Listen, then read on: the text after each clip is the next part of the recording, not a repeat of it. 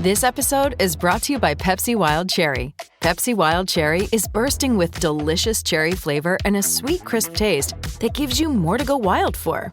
Getting wild may look different these days, but whether it's opting for a solo Friday binge watch or a big night out, everyone can indulge in their wild side with Pepsi Wild Cherry.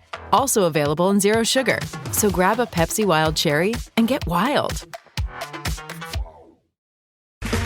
Okay, round two. Name something that's not boring. A laundry? Ooh, a book club. Computer solitaire, huh? Ah, oh, sorry, we were looking for Chumba Casino. That's right, ChumbaCasino.com has over 100 casino-style games. Join today and play for free for your chance to redeem some serious prizes. ChumbaCasino.com. No purchase necessary. Void where prohibited by law. 18+ terms and conditions apply. See website for details. With the Lucky Land Slots, you can get lucky just about anywhere. This is your captain speaking. We've got clear runway and the weather's fine, but we're just going to circle up here a while and get lucky. No, nothing like that. It's just these cash prizes add up quick. So I suggest you sit back, keep your tray table upright, and start getting lucky.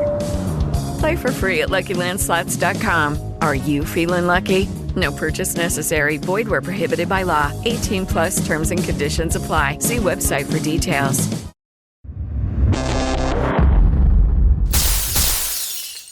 Hello, dear listener. You might have noticed I've calmed down. I'm not like Mick Sully today, because what we're doing is we're going to approach the subject of mindfulness and martial arts. And I know straight away you're thinking, wait a minute, the juxtaposition of this crazy ADHD individual, Mick Sully, and he's going to talk about the stillness of the mind and getting the yin to the yang and everything like that. As you may have noticed, I've got totally into character and I've grown the beard for this show. But actually, it's something that really, really, really fascinates me. And as I get older, it's something that I don't want to sound really homina about this, but it's something that I've actually embraced more and more. And that's not because the body's going on me. It's the fact that I just want something more out of this. So we started talking before we even got online, as they say today. We were talking about meditation, and do you know what? It was quite funny because I was speaking to Nathan about it, and I spoke to Kurt about it, and it was quite bizarre because it was almost like a secret that we'd never spoke about to each other. Have you ever done that meditation thing? And I'm like, well, I do, and you were, well, I have done too. And it's almost like, why didn't we admit it? So Nathan, we're going to go straight over to you, because I can tell you when I first started my meditation, which was in the old karate days, right? But I'm going to go straight to you. Nathan, first time you decided to embrace the Eightfold Path and all of that stuff. Yeah, I mean, I think for a lot of us, the first time we will have even thought about meditation or tried breathing exercises or anything like that would have been our instructor getting us to do it. I remember when I started karate, and I must have been like 7 years old, and you sit there and you have your hands in your lap and you do the breathing exercises before class, and you're supposed to be centering yourself and letting the troubles of the world go by and leaving all the other stuff that you brought onto the mat behind you, and then being centered and ready to train and to listen to your coach and be part, that body and mind connection and all that kind of stuff. And it comes back again and again and again. And in combat sports, we don't tend to do it too much. Like, we'll do it from like a traditional martial arts sense, and then suddenly it'll disappear. And then like the sports psychology coach guy will come in, and then they'll be like, right, no, you have to do mindfulness. And then you're back into it again, and then it'll disappear. And then you kind of bring it back again. So it's something that's come in and out of my martial arts life right from the start, all the way through till today, where often at the end of a class, I like to have a class do a little relaxation exercise and breathing exercise. And I often try and say we're transitioning from people that are punching and kicking and choking each other to chilled out and relaxed people who are taking something else out into the world and not what we were just doing there. But I'm interested to, like, with the different arts that you guys have trained in and all the different coaches you've trained with, Has that come into your training at all? Well, me personally, straight away, I can tell you, I remember the first time we ever did it, and I was like, you know, you're in a church hall in Coventry, and we've just done, it's 1985, 86, and we've just tried to batter each other. And then my instructor, Andy Margaret, had just been over, he'd just been to the Nichidai University in Japan, and he came back and he goes, there's this great thing that they do now. And I was thinking, what? And literally, we just sat there, legs folded. Literally, I swear to God, at one stage, I thought I was in some like Lamar's breathing class, and all I needed was a pregnant chick with me, right? Because there was loads of focus on your breathing, homina, homina, homina. And he just went, Mokuso. And then the next thing you know, like everyone went quiet. And me being me, I was like, you know, I had to have a quick look out my eye to see all of my mates. And they're all doing this and they're really getting into it. And it was really bizarre because I was like, you bunch of weirdos, what are you doing, right? But then the less I did it, the more I felt weird because everyone else was doing it. And then the smiles came over their faces, their shoulders relaxed. And it was like you say, Nathan, I do it at the end of jiu-jitsu classes now, where I sit down and say, look, guys, we're going to stretch out. And we normally talk about, you know, trust me, it's not meditative stuff that we talk about. It's normally like conspiracy theory. It's jiu-jitsu. So it's going to be serial killers and like conspiracy theories. But as I say to the guys, we've got to get ourselves calm and back down again so that we can literally get into the car and drive home like normal human beings after being super adrenalized. So with me, my first exposure was karate. And I won't lie to you, I poo-pooed it. But, you know, Nathan, I'd like to know your thoughts on it because I did a full 180 after it. Yeah, I mean, I want to hear Kurt's in a moment, but it just made me think. I mean, one of the reasons I was thinking about this was it came up recently. We had Adisa Banjoko, a Health Gracie lineage black belt, visiting the UK. Super interesting guy. He's a journalist about chess and martial arts and hip hop, and he's very connected within the hip hop community. And he's over doing some tours and talks in mosques and all sorts of different things over here. He does videos on stoicism, and like, he's just a super interesting guy, really nice guy. And before the class, he did breathing exercises, and on his Instagram, he does breathing exercises on there, lots of different count ones. And he was talking about, you know, just centering yourself and being ready for the training and preparing yourself for the training, being more connected to your body than perhaps you've been earlier in the day and that kind of stuff, which was kind of how I always took it. But then when you were just saying about everyone doing it together and you not doing it kind of made you feel left out, I think there's the practice of doing it by yourself, and then there's the practice of doing it in a group, and you all kind of getting into the same level to be able to go into the class and do stuff together. And that's not really something I just thought about till you just started talking about the dynamics of doing it as a group. Yeah, I think like a lot of things in life, it's nice when you do it alone, but it's more powerful when you have a partner, right? For my bit, I mean, I guess I don't know how much we've ever really talked about it, even Mick, as long as I've known you, but I've been into weird stuff my whole life. So this is like actually home base for me, you know. It's not really something I ever really talk about. I have tattoos all over me that represent all different things.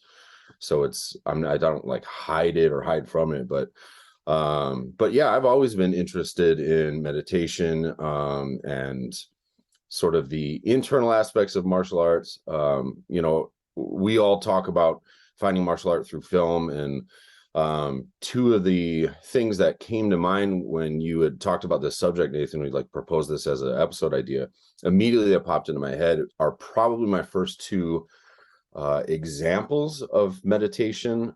And one is from Karate Kid Part 3, which is like the Miyagi breathing method, that bringing the hands out and back and up and down. And then in Bloodsport, there's two scenes that I can recall. I think they're both in Bloodsport, where he's doing the splits and he's doing breathing exercises, right? One of them he's in the hotel room, and one of them he's like on the top of a building or whatever. Yeah, and he's got the cool hand positions and stuff. And those two things I did as a kid all the time. I don't think they did anything for me, but I felt awesome, like I was the dude in the movie, you know. So what's funny is my initial entry point into meditation was like very ego driven in that way. I want to look and feel cool, just like the guys in the movies, which is ironic because it's the opposite of the point of meditation. But you know, when I was a teenager, my dad got into yoga, so I was into meditation and yoga as a fairly young person, sort of like a you know, teenage, like new age dirtbag kind of kid. And I don't know if you guys know, but I went to school to be a massage therapist too. So when I was like 18, that's what I did, and I studied alternative medicine. I worked a lot with herbal medicine and still do from time to time. So all that kind of like side of things and that ethos, and a lot of this has always been a big part of my life in the background. Ironically, when I got like really deep into martial art, like in my 20s, where I was like, this is going to be the thing I do for the rest of my life. I've always been in and out of it. But once I kind of went full time with it, that's when I stopped doing all of that stuff. And I think it was just a phase or a stage for me that was about the physical aspects of it. I was learning about violence and that sort of thing. And so I was kind of immersed in a different world where that sort of sensitivity maybe felt like a vulnerability, or like I wanted to kind of maintain some sense of like, I can whoop somebody's ass, and the new age part of me can't do that. You know what I mean? And so it was just a stage in my life. And it was when I moved back here, like into my mid 30s, where I was kind of refound that side of me. So the last maybe 5-10 years, I've been kind of deep back into it. Yeah, I can see how it does seem to be something that comes in and then you end up coming back around to it. And I was just wondering that, like, yeah, there's definitely some of the physical stuff when you start thinking about like the violence aspects of it that seems counterintuitive to it. But then also, I'm wondering if there's anything from the harder training that you got that you didn't need from the meditation. Because when you think about mindfulness, they talk about like, you know, body scans, like going through your body, and they talk about being in the moment and doing. And it's, well, when you're doing really hard training and you hit the zone and the flow, and you have those great hard sessions where you let everything out and you were in the flow, all that is there. You are really attentive of your body, and you really are in the moment of what's happening. Because if you aren't, you get your fucking ass kicked. Yeah. Yeah, I want to hear mixed take on this, but just in response to that, yeah, I mean, I think that was a big reason that I put some of those things aside at that time, because I was still scratching that itch, right? I was still checking that box. Every time I was doing a heavy Muay Thai workout or something like that, you know, you have this, you're hitting flow state or a runner's high. You have all these different experiences. There's a kind of syncopation with the people in the room. Filipino martial arts really great for that. Those are details I love to kind of dig into at some point here. But yeah, I think there's something that comes from hard work. You know what I mean? Kung Fu means hard work or whatever. And there is a sort of almost spiritual element to that, inherent in pushing yourself and getting to that place, you know? It's really interesting. It's just listening to you guys, because obviously I'm friends with both of you. There's two things. First of all, I'm going to put Kurt a little bit on the spot here, because you know, you look at Kurt, you look at this guy, he's one of the most wonderful human beings I know. He's a lovely, lovely, lovely guy, right? And I've only ever really been shocked by him once, ever. And that was, we'd known each other for a while, a couple of years by this stage. I think we might have known each other for maybe 3 years. And then that was when you heavily, like, I've got a name check him, I hope you don't mind, but you started training quite a lot with Marcus Wynn at the time. And you were training with Marcus, and then you were training with another dear friend of ours, Mike Duffy, who's probably one of the most intense characters you ever meet. One of the loveliest men you ever meet, the most intense men. And it was when you told me that you were training with Marcus, my only reference to Marcus Wynn was, first of all, his awesome books, which, you know, trust me, Lee Charles wishes he was Marcus Wynn when he was writing about, like, you know, like writing about Jack Reacher and stuff like that. And then you're like, this is a guy who actually has lived that life, which is what Marcus was, right? So first of all, Kurt, I'd like your take on how did you go from, again, what you said, that the guy who's into all the internal stuff and the woo-woo stuff, to go to that DEFCON 1 guy, which is what Marcus, that's what he was well famous for. which was getting you to, and it wasn't a flow state. If anything, it was like state. If there's a flow state, he was a complete opposite. So I'd like to ask you that question, and then I've got a question for Nathan straight after that. But I'd like to get you first. So it's funny that you say that. And rest in peace to Marcus. He passed just a few months ago. But yeah, it's hard to talk about him without getting a little bit misty or just a little bit reminiscent. You know what I mean? So he would often refer to himself in a lot of funny different ways, but the one that just popped in my head was like a backcountry knife fighting, backcountry knife fighting shaman, like that kind of thing. Duffy and I just always called him like Obi-Wan. He's just that kind of person. So to be honest with you, that wasn't a big transition with him. On the contrary, it felt like the exact same thing. One of his biggest talents, and he worked very hard to develop it, was state management, right? And so meditation is state management, and so much of what we did with him was meditation, or maybe a different way to say that would be self-hypnosis, right? And so I got really interested into hypnosis and even street hypnosis. He was big on go watch mindful or mentalism people and illusionists, sleight of hand, all that kind of stuff. Those were guys that were using that as an element of, for want of a less cliche word, like their trade craft or their soft skills, out working in different parts of the world where they needed to be low key, and be able to get things done without being noticed. And so the things that he would show us, really the processes that we went through for that, were meditative in nature, but it was less about bliss or peace, or it was still a little bit that, but it was more about combat mindset and the ability to switch on and off into a state of readiness and then relative relaxation. But one thing that I got from Marcus that I never expected, and I was literally driving around Lake of the Isles in Minneapolis and had this sort of epiphany moment. I'll never forget it.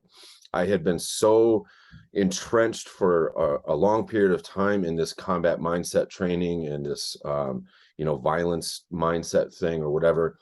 And I was looking at trees out of the window of my car. It's kind of a silly thing, but for some reason on that particular day, I was like, this is like the most beautiful tree I've ever seen. You thought I was on mushrooms or something. It was like, this is the most beautiful tree I've ever seen. And I pulled over to get out and look at it. And what occurred to me was, one, I probably looked crazy. I was just staring up at a tree. But two, any kind of mindfulness training, regardless of what the goal is, it's going to give you a full spectrum of mindfulness. So learning to observe people in an attempt to identify who's going to be violent in the room, well, the prerequisite to that is that you have to care about people and observe people. Or you have to learn about people. You're not just trying to confirm a bias. That's dog shit. You have to actually understand how to be observant. And the result of that is that every other part of my life became more fulfilling because I was actually able to be more observant, more mindful of what was around me. I met my wife at that time period, who's a therapist, and we were tripping out on the fact that everything she was learning and implementing was the same stuff I was doing. Hers was to help people, and mine wasn't necessarily that, right? It was on maybe a different side of that spectrum, but it was the same stuff, right? So there was sort of a therapeutic process to it, which is part of what made it so special, because it impacted us, Duffy and I and other people at that time, but I was just say for me personally, on a deep level where, you felt plugged in and you felt competent, but really it was just like a higher state of awareness for your daily living. It's pretty cool. Oh, man, there's so much there. Thanks for sharing that journey of that, because that just made me think a lot of things. Like when you made that description of the backward knife fighting shaman kind of thing, like that is the trope, the warrior poet, the warrior philosopher, the person who can do calligraphy but then also cut someone down with a sword. Like there is that, the monk who meditates and gardens and does this, but then the Shaolin monk and can do the fighting. There is there is such a trope of that. And I think about some of the deepest conversations I've had, and they're often with the people who are capable of the most grievous violence. You know, Jeff Thompson and, you know, no offense, but Mick Tully, you know, guys who are very, very capable people who have some serious stories. But they also are in touch with that other side. And so that was the first thing that came out. Like, it's just, yeah, that is a thing, and it always has been a thing. But then also just the similarity between mindsets of, like, whether it's the karate, like you're trying to get to that like Zanshin, where it's like relaxed alertness, and it's like, well, that kind of relaxed alertness, surely that's what, when you're doing combatives, that's what they're talking about being aware of your situational awareness. Is it very similar? I don't know. But yeah, there was so much there. Like, observed in my life that the people I've been around that are the most competent with violence, not the most violent people, right? Because that could just be any crazy person on the street, whatever. But the most competent with violence people that I know tend to also be among the most spiritual, or some version of that, whether it's religious or there's a meditative practice or something. And I feel like a lot of that comes from a need to be balanced too. You know what I mean? Like, it's pretty, if you're dealing a lot with violence, that's a slippery slope, man. You can go real far down that road and it's hard to pull back out. So you have to have something to kind of keep your feet on the ground a little bit. But I mean, I've talked to some teachers of mine about that, as that observation, and that there's this sort of inherent yin and yang quality to it, you know. And you talk about that trope, the warrior poet, which I've always loved. And honestly, it's so funny you say that, because I've never thought of Marcus in those terms of, like, that's true. I wanted to find my Mr. Miyagi kind of guy my whole life, and I definitely did, you know, and with few other people as well, of course. But Miyagi, the bonsai tree and the wisdom, you know, all that kind of stuff. Yeah, right. And it's just sort of the idea that, like, he's like this humble maintenance guy, but he also can whoop somebody's ass. You know, like, that's the thing with what we do that really appeals to me, is this sort of humble nature of somebody who has that skill. If you know what to look for, you can see it. You're like, oh, there's something in those eyes, you know. But it's not the guy who's just you know, whatever, just aggro, kind of putting it all out there all the time. Yeah, what's the phrase? Like, speak softly but carry a big stick, or whatever it is, you know. Yeah, tread softly and carry a big stick, man. Teddy Roosevelt. Yeah, it's just as you were saying this, it's like what you were saying about looking for the Mr. Miyagi you know, character in your life. It's really funny, because I had a conversation with we're talking about, you know, the examples to follow in life, right? I mean it. It's like, as my wife says, one of the only people that she knows through martial arts who says, one, he isn't a weirdo, but second, he's a really, really nice guy, is Terry Barnett. And I always say this about Terry. Terry is amazing. Like, not just as at martial arts, but he's just as a human being. Between him and his wife, they have every characteristic and attribute, character-wise, that I love in humanity. They're just really caring. They're just really, really lovely people. And I tried to explain what Terry was like to a couple of guys once. And I said, look, you'll talk to him first, because he'll come in and he'll be so nice, and he'll always make sure he's at a seminar on time or before, so he can talk to people. And then when he moves, literally your brain gets fried, because you're like, how did that wonderful human being, how does he move like that? But, like, you know, and I really mean this.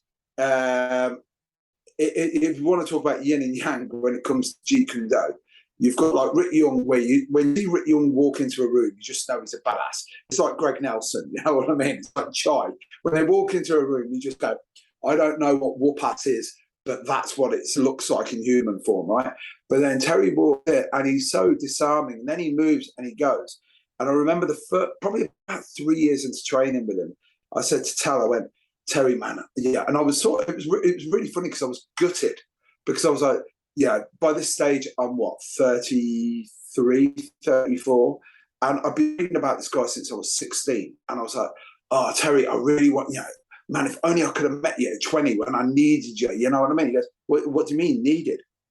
I explained about, you know, my home life and everything, and getting bullied at school and trying to kill myself and stuff like that. And he was like, oh, man. And he was really upset about it. And they said, but you didn't need me because you're here now. And I said, yeah, but the thing is, it's that whole, you know, I went, it's that yeah, I've got the Hemingway beard on. I love quoting Hemingway. As Hemingway says, heroes are important. As you get older, they're even more important. And I said to Terry, I said, yeah, but I really, I needed like a Terry Barnett in your life. And he goes, yeah, but Mickey, you ever thought you're just a Mick Tully in somebody else's life? He goes, guess what? Maybe you wanted that guy, but you're now that guy. And he said it. And first of all, I was like, oh, wow, that's great. And then I was like, bastard, man, I'm shortchanged. I'm not the guy to go to for answers. I'm the guy who wants the answers given to him. You know what I mean? And that was the when you were talking about the warrior poet, I say it all the time. You see it on Facebook. When I go bringing order to a chaotic world, making the world a more beautiful place, one wall at a time. I love plastering. And okay, what is it? It's just construction work. No, I'm changing people's lives and making it better. But is that because I'm just trying to rationalise because I'm quite a smart guy and I'm doing like some labour-intensive job? Or is it the fact that martial arts has made me realise that, guess what? Hard work and like the benefit, don't get me wrong, the financial benefit's good. But the other benefit that people are going in and they're living in a house that they like. And how it's so mad that like this stuff that we do martial arts wise has meshed into the rest of our lives. You know what I mean? Nathan, you were going to say something. Yeah, when you were saying about like the heroes and the stages of your life, I was just thinking, like, don't you, as the further you get into the game and the longer you've been into it, it's that balance you respect more. Like, it's like if someone's a good fighter, it's like, and if you hear they're not a great person, you just don't care about, you don't want to hear about them anymore. But when you see someone who is really good and then they've got their empathy, they can communicate, and they're just a bit of a weirdo who's interesting. Like they're the people you're attracted to, and they're the people who change your life. Like they're the people who you really gravitate towards. And more, it's, if I don't see that balance, if someone's a bit on the woo-woo side but can't back it up, I don't really have that much respect for them. And if it's the other way as well, if someone's just a badass fighter but there's just nothing going on up there other than that, again, it's just not for me. But they're not the people who change lives for me anyway. It seems to be the kind of thing where when we talk about like famous or celebrated UFC fighters, for example, just MMA fighters, that distinction between like somebody who's a fighter and a martial artist, maybe, you know what I mean? Like, you see stuff of like Anderson Silva, people who are like GSP, who are like trying different arts and they're really open-minded, and when they speak, they're like have maybe more of a positive message. Who's the Patty, the new guy who's like really honest about his mental health stuff and things that with his friends or whatever, where you're like, yeah, that person seems like they're walking a path and the fight game is a part of their journey, as opposed to I want to be a great fighter, which is a noble thing, but maybe a different thing, right? To me, it always feels like that's one of the distinctions. It takes all kinds, but there is a difference there. We just had a quick break, but I'm just coming back, guys, I just wanted to show you real quick. So we're talking about Marcus. So I have my like martial art bookshelf behind me in my little office here, but there's this book, one of his books. It's an amazing book, but I opened it up and what fell out of it, oddly enough, is, so he used to have a thing called CQB Services. Oh man, right? Yes. So this is an old magazine advertisement, Black Belt magazine, man. Dennis Martin thing, yeah. But this is a UK magazine, I can tell. So Richard Fighting Arts, and then all this stuff is like, who's that on the back of the picture there? Is that Dave Lee? No, that's who I thought it was, but this is Karate Third Dan Richard LaPlante. I don't know if you know who that is. But there's do you know who he is? Wait until you hear this. You'll love this. Like you can keep this if you want. Richard LaPlante is a mate of Jeff Thompson's. His wife is Linda LaPlante, who wrote Prime Suspect. Funny. That's the truth, right? And look, when there's Jeff started writing, there's advertisements for Rick Young's trapping videos. Yeah, and is that from Chris? Yeah. Yeah, that is from Eddie. Who's Eddie Quinn's coach? Oh man, I've interviewed him. Chris Parker. Yeah, he's the next one. Chris Parker's Closing the Gap video. Man, Chris Parker's legit, man. I'm telling you. Well, this is a perfect segue. So Chris Parker's thing here is insights along the warrior's path. probably. Oh man, do you know what? You got to keep. And it's You but that's also exactly in. what we're talking about, isn't it? So the warrior's path, right? Is this sort of thing where there's a sense of meditation or a sense, some kind of rituals or things that are maybe at like a higher level or get us into a higher sense of ourself than just the impact. Mick, do you think we have a lot of experience, obviously, through MKG, and our mission statement as an organization is kind of rooted in this idea? Can you talk about that a little bit? The idea that martial art can be for a higher purpose, maybe? Yeah, man, this is the thing. It's the greatest T-shirt slogan in the world, but it's the greatest slogan ever. And what I love is not only is it the greatest slogan ever, but it has absolutely filtered out nearly every. I don't want to demonetize this here, but every a-hole that's ever walked into my class wanting to train, because they walk in and go, I want to learn how to fight, Mick. And I'm like, have a look at the back of my T-shirt. And it's got making better, more functional human beings for a better, more functional world. And I went, you're going to have to explain somewhere in that logo that tells me that I'm going to teach you how to fight, mate. I said, what I'm doing is I'm bringing you in here. Like, this is going to be a sanctuary, dare I say it, safe space for 2 hours where you can train, you can work out, and it's not going to be judgmental. But as Kurt Cornwell knows, we used to have this thing in the MKG family, which was called the Nothing Sacred Rule, which basically used to kick in at about 6 months of training. You'd never do it early days, because if you did it early days, you could send too many people down the road. But the minute you found out something about them that just irked them a little bit, not, nothing really bad, but something that would get them, when you train with them every now and again, you just mention it and whisper into their ear. So the beauty was we had this real crazy juxtaposition of, this is the safest place on the planet for you right now. We're going to hopefully make you feel, if nothing else, at one with yourself. I know it sounds really like cliched, at one with the universe, yada, yada, yada. I hear people say that all the time, and it sounds like a bad life coach. You're going to be at one with the universe. Do you know what, dude? How about just be at one with yourself? Let's start there and work outwards. Might be a good idea. And of course, what we do in the MKG world is we just go, we're never going to really contest this. We might send guys, if they do jiu-jitsu with us, to go and compete, but guess what? We're not going to chastise them if they lose. If they've done well, then great. If not, but if you just want to come in and kick Thai pads and you're a housewife, then that's great too. And that's the one thing that I've found where we're talking about the MK, especially with the MKG method for me. The MKG method with me is literally a way that I'm able to deliver. It's a delivery system of how I can deliver joy to people. And that's it. But guess what? I don't force feed them this. It's already in there with them. And I give them a drill. And the minute I see it, and Nathan Leviton knows this because I've done some of this Jedi mind trick shit on him, right? Where we've done it. And the minute he starts doing the drill that it doesn't look like he's moving well, we immediately switch and I get him back to the stuff that he's moving well on. And then we build on that. And then the next thing you know, and I'm not just saying Nathan, but that's everybody I work with.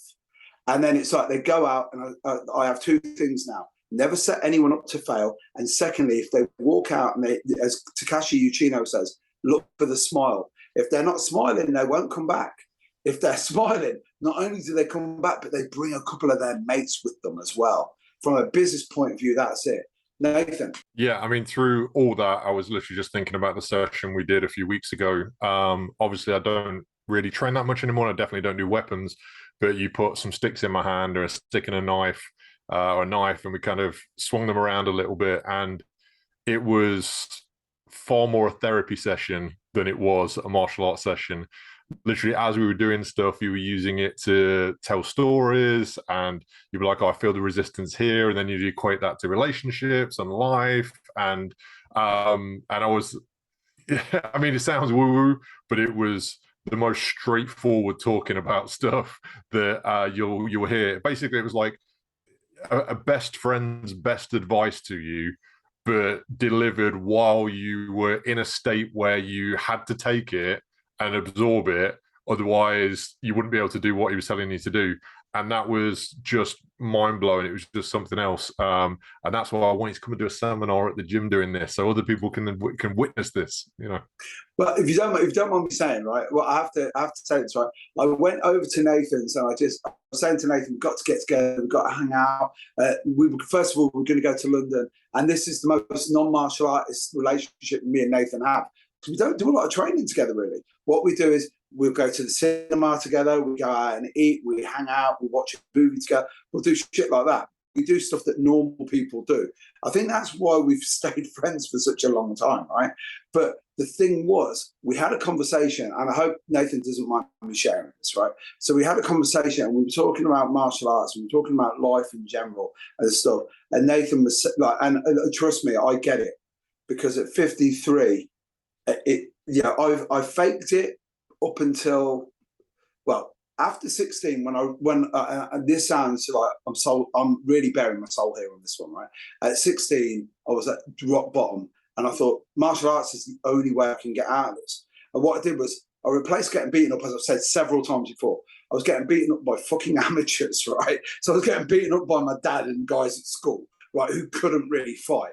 And then I replaced it by, I went and found the toughest guys I could train with, which I've done my whole life, by the way. I've never took the path of least resistance. So I went and picked these guys and trained. And then I eventually faked it that I was actually not invincible, but at the very least I could walk into a room, and you know the Don Drager thing where it's like walk into the room and everyone's safe, not because you can protect them, but because you're not a maniac.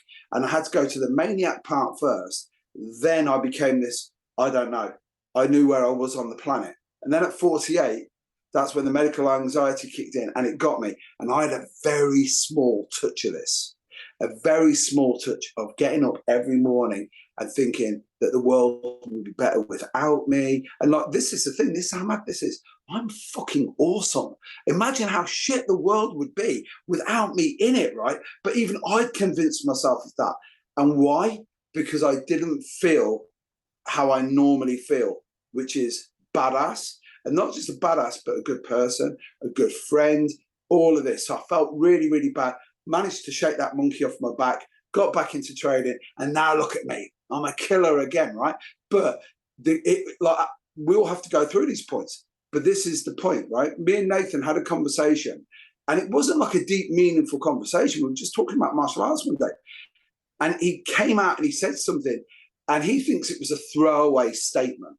Because we were saying about training, and it's like, I can't really do it anymore. I hope you don't mind, Nathan, but you were saying, I just don't feel the love for it anymore and the joy. And he was on about that flow state that he used to get.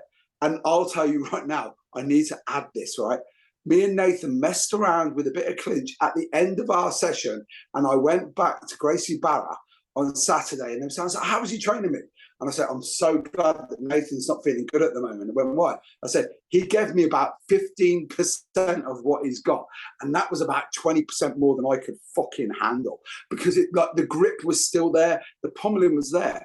But when he said the whole not getting the flow and not getting the joy, that was ages ago, Nathan. And I turned around and I was like this. I was going, I know what I'm going to do. I'm going to get it so that we can do that. I'm going to engineer a situation where we just work out. And it was really funny because we were swinging the sticks and we were doing it. And I hope Nathan doesn't mind me saying this, but I saw him, and there was this moment where the shoulders relaxed and he was in there. And then he turned around and he said to me, he goes, I had it. He goes, wasn't for long, but I had that feeling again. And this is no word of lie. I mean this from the bottom of my heart, man. That ranks in the top 3 things that I've ever accomplished when it comes to martial arts. Because to feel like that and to go, look, mate, all I'm doing is swinging sticks and telling dirty dick jokes, right? But it was like that. It was that moment where, and I really mean it. The thing is, one thing we pride ourselves on when we do this podcast is the reality of what we're all about, right? You know, and that was that, you know, you guys, when you're listening in on this, initially we were going to talk about mental health, but the thing is, we don't want to talk about that, because if we talk about that, that's too deep. But we talked about the mindfulness about how this all is. And I swear to God, in my top 3 things ever, I went back and I said to my wife, I'm buzzing. Sorry, Nathan. Yeah, Matt, what you did with that day was magic. Like I'm struggling right now. My health's not very good. I think I need another surgery, and like my days on the mat are really limited at the moment. Like, I'm having to get lifts like back from the gym because after teaching, I can't even walk home at the moment. I'm welling up just thinking about that session. Like, it was what you can do with sticks is magic. With the way you're doing it, and you're talking to me, and you're leading me like, oh, I feel he needs this. Partly because this will help him with his technique, and this will also help him with getting to the mental state he needs to be in right now. And we talk about finding that flow, finding that joy, finding all that. To be able to engineer that in another person through the drills and what you're saying is just absolute magic. Like, there's a couple of times I mentioned John Will before, when I went to see John Will teach once. And I stepped off the mat afterwards, and I called my ex-wife, my then wife, and just said I shouldn't be allowed to teach martial arts. That session with you was the same. Like, I step off and I go, what he did there was just something else. Like something, like it was just functioning at a level that was incredibly hard. Like, better than a therapy session, better than just a hit in the bag session. Better. It was a thing of beauty, mate. Like, I really admire what you're capable of doing. At the end of the day, I've said this before, like, Kurt knows the situation. It's because I've had the same sort of experience with Kurt. Kurt will tell you, I'm famously well known in the MKG group for eschewing bits that I should really be good at. So, say Hubert. So this Hubert, tie and untie, and when my wife sees it, she says, what is this slapping around stuff that you do? It's crazy. And it's only now. Like, the thing is, Kurt's really, really good at this. So Kurt, I remember, Kurt, me and you were at the Carly group, and me and you were playing Hubert, and we were getting to switch partners, and you're throwing in these crazy wrist locks, arm drags, you're doing all this crazy, crazy stuff, and you're talking away to me. As you're talking away to me, I was doing what I normally do to people, which, again, this is a proper Rick Fayism. Rick Fay told me this after about 6 beers. Rick was like this. He goes, Mick, there's a secret to this game. And I went, what is it? He goes, overwhelm people, but in a lovely way. And I went, what do you mean? He goes, get them doing the drill, and then I start asking them about their wife, asking them about what colour car they drive, whatever. He goes, whatever you do, ask them about anything that's got nothing to do with martial arts, because then guess what they have to do? They have to multitask. So not only do they have to multitask, but they take away any of the drama of failing. Because if you fail, guess what? Yeah, but this prick was talking to me about what colour car I've got. Now, how could I focus on what I was doing? This guy was making small talk with me. But it was so great because it's so disarming. So if you fail, big deal. But this was the mad thing with Kurt. Kurt's there and I'm with him. And again, it's that moment where I'm like, and again, not just Kurt, but all of my friends in Minneapolis, it kills me because, and I'm sure it was sort of the same on the other side. We'd meet, and then a year later, I'd go back, and I'd be going back, and someone always put me up at their house. You're there, and you're sitting in someone's bedroom, right, a spare bedroom, and I'm thinking, man, how have these sods got so good? It only seems like a couple of weeks since I was here last, and it was a year. And then Ty Campos, a good friend of ours, go, Nick, how did you get so good? And I went, we haven't seen me for 52 weeks. We do that. So we were playing, as I said, the Hubert is the one that got me. Because now, and if any of the guys from Coventry are watching this, apologies, right? I've gone through 3 generations of students before I've managed to get guys that don't want to do Hubert, so it actually works. So they go, oh yeah, we'll just do that pat cake shit what Mick wants, we'll do it, right? So they do it. But now I really, really enjoy it because you're in the process. You're getting hands-on people. And this is when you talk about mindfulness, we talk about the homina. We talk about all of this. But where's the kinesthetic thing? It's like you said earlier, Nathan, about the group dynamic. When you're doing Hubert, you're putting hands on people and they'll bash you around the head and they're not knocking you out, but they're hitting you, which is worse. You know yourself, right? Yeah, you get knocked out, big deal.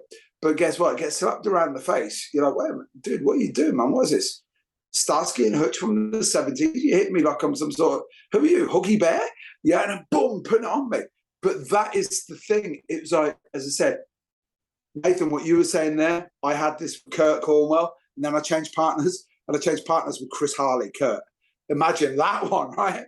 So you go from Beethoven, you straight to Mozart. You know what I'm saying? Kurt, you were going to say something. Oh, thanks, man. Yeah, it's funny. Everything you guys just, that little path that you guys just went down together was fucking amazing. I'm so glad we have that recorded, and there's so many points that you guys just touched on. So, but that's what this thing is, right? Like, you know, this show is World of Martial Art, but this episode could be like, this is not a good title, but like the magic of martial art or something. There's like a secret sauce to this thing. Secret sauce. I did it.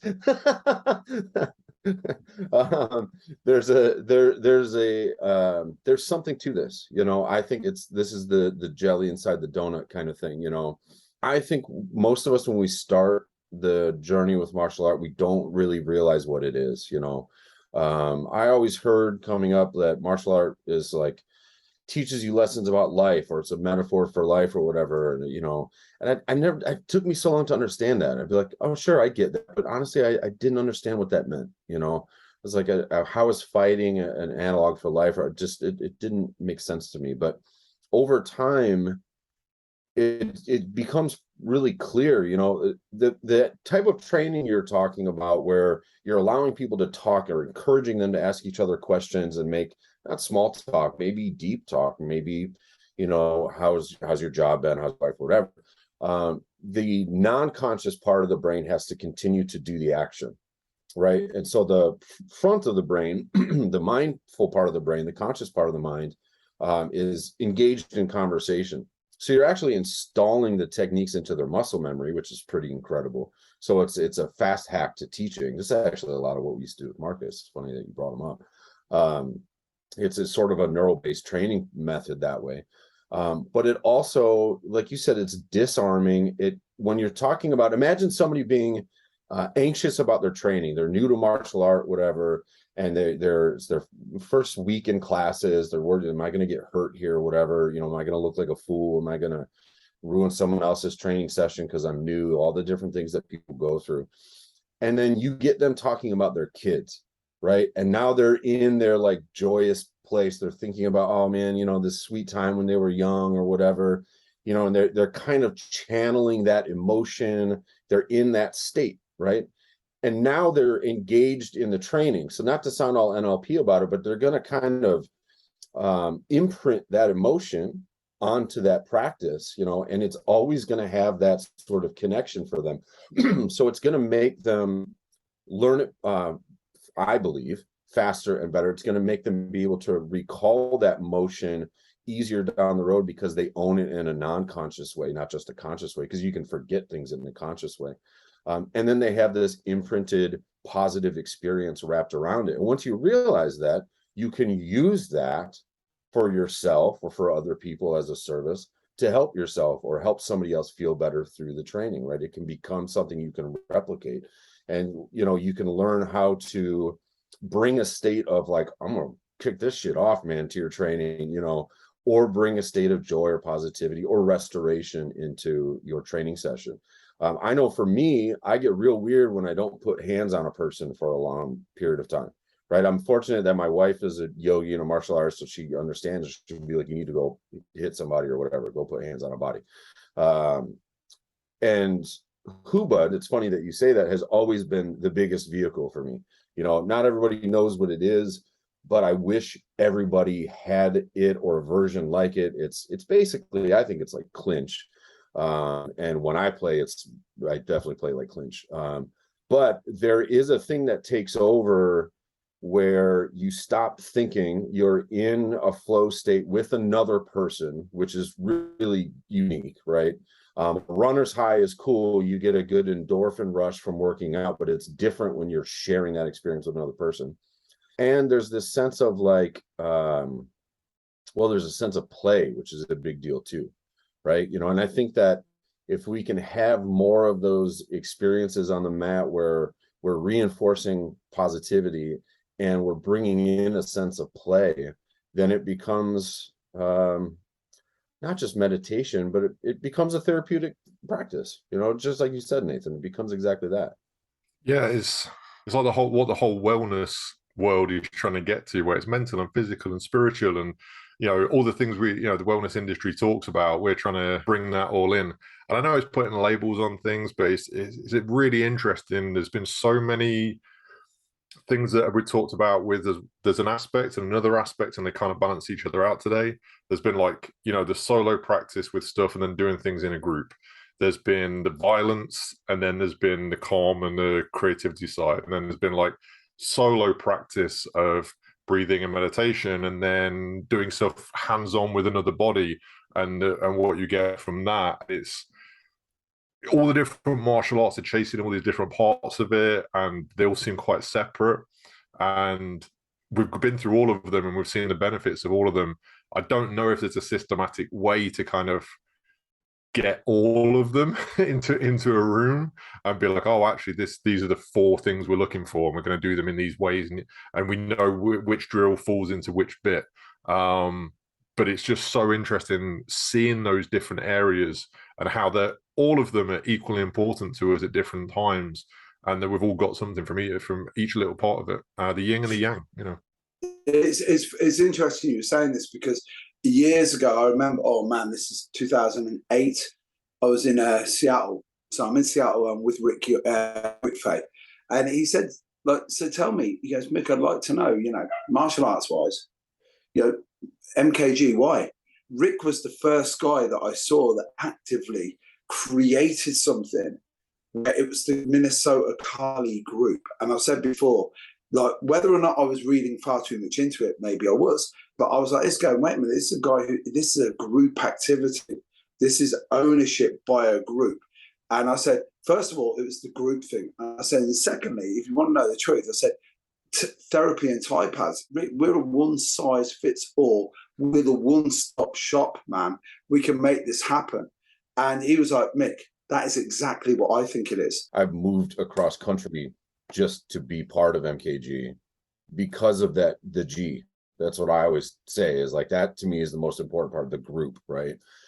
Because there's a leader of the group and he's a genius, but there was this sharing of perspective, right? That was happening in that space, that everybody was coming to the table with their talents and their ability to see different things and to understand different things, and everyone was able to elevate everybody else. And I always thought that was so important, right? And you don't usually see that. It's just the guy's name on the door is the guy in the front of the room. He's the most important person in the building, always will be, and whatever he or she says goes. That's the deal, and that's it. And you keep your mouth shut, and it's quiet training. There's no music, there's no nothing, where there's music going, we're talking, we're laughing, and we're sharing ideas, we're helping each other out. It's very much I think you'd say now, it was a whole vibe, and it was a pretty special thing. And it's, to bring it back to your point, Nathan, of how do you distill this, or how do you kind of make all of those great points accessible in a single space? MKG for me was a very close approximation of that. But I think the real answer comes down to open-mindedness, and as open-mindedness as a skill, and then just seeking out novelty, trying out new things. It maybe makes you a master of none, fine, but for me, the process of trying so many different martial arts, I don't know how many martial arts I've tried in my life, but it is a lot. And trying I've done ancestral meditation and Merkaba stuff and plant medicines and all different things that I'm like, I'll never do that one again. But down the road, some little thing that happened will pop into my head. I'll go, that was useful. Or I didn't understand that for what it was at the time. I was too much in my ego or whatever, and the whole world of martial arts, as it were, name drop, is full of all of these different things. You watch these chi masters, and no one can hit me because I can use my chi, and we all know that it's nonsense. But I guarantee you there's something in that method that will be valuable to you. Maybe not from that person in the viral video gets run over on the beach or whatever. You know, maybe that is a lot of times the people using that practice to be like, oh, I'm bulletproof. They don't have it. They're a bad steward for that, because that's still all ego stuff anyways.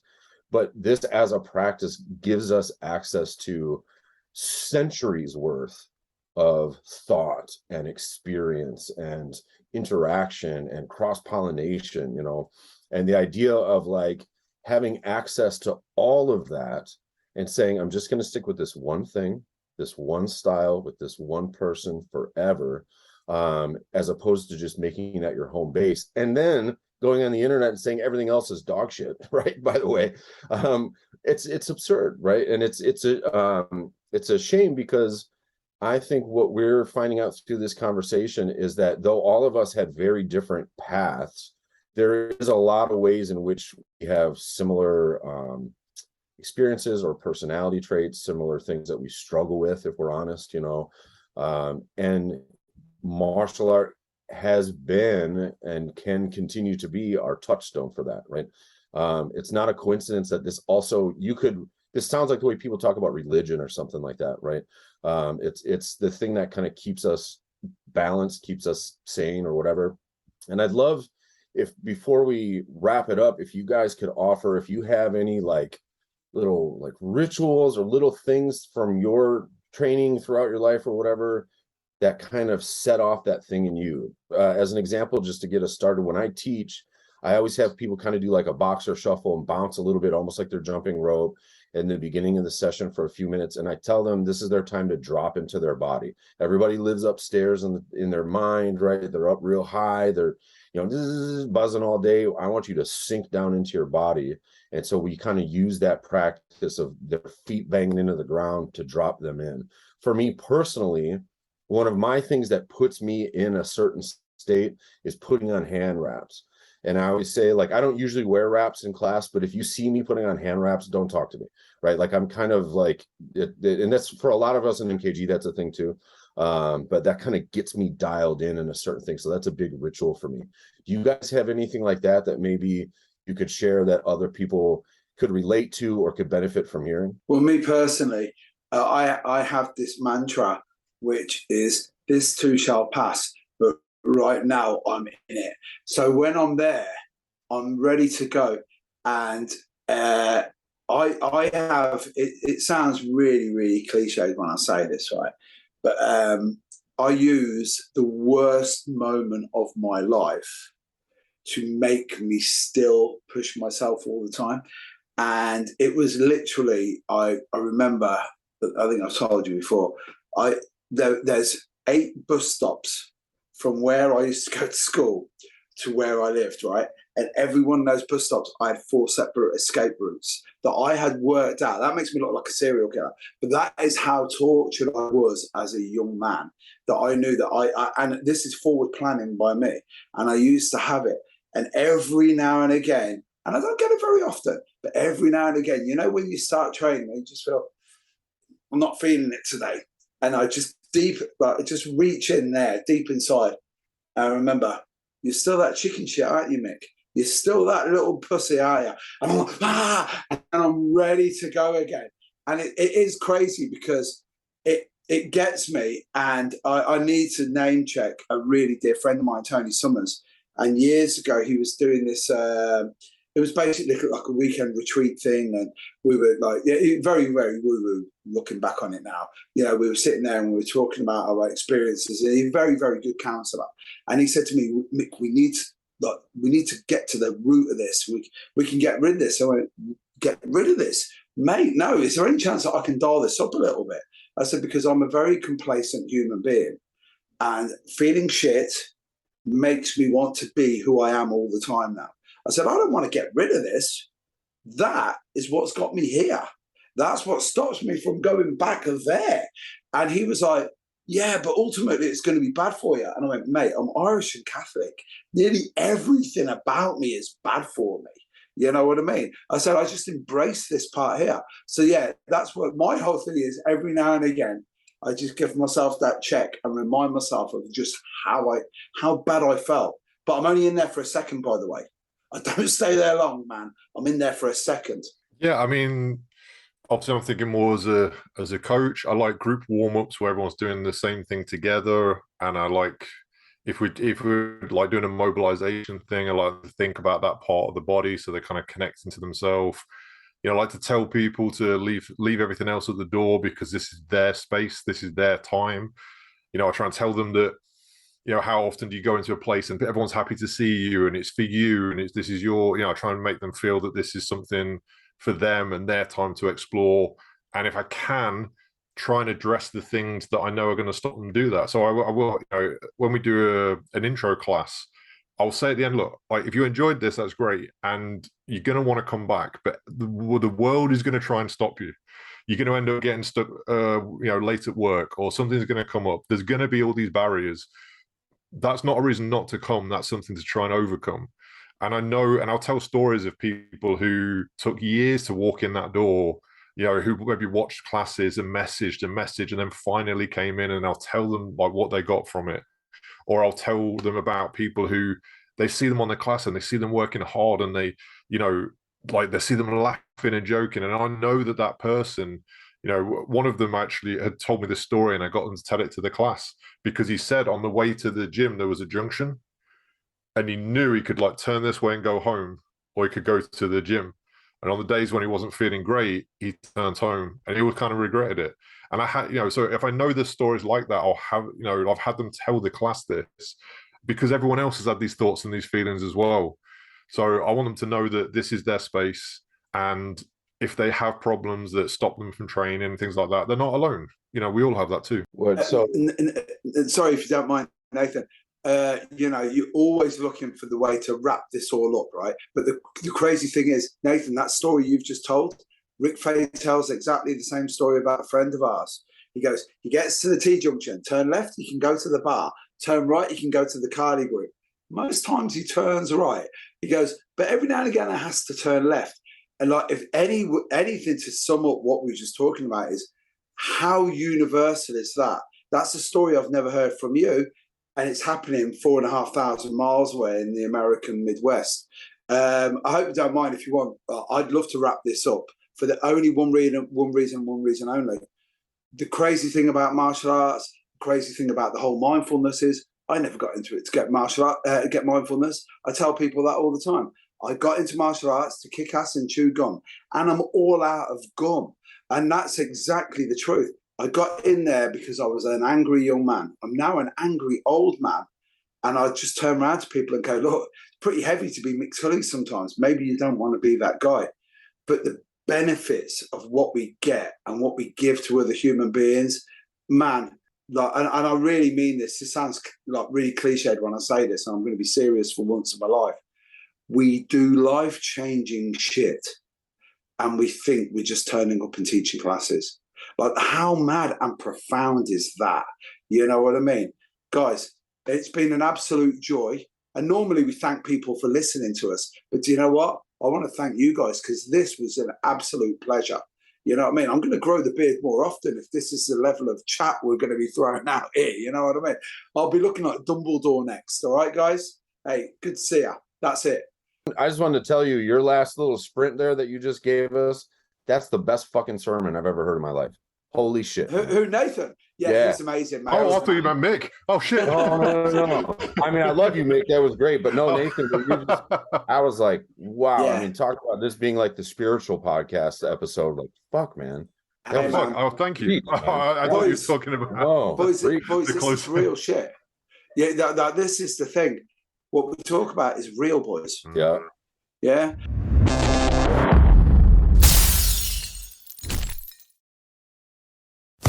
Sports Social Podcast Network. Lucky Land Casino, asking people, what's the weirdest place you've gotten lucky? Lucky? In line at the deli, I guess? Aha, in my dentist's office.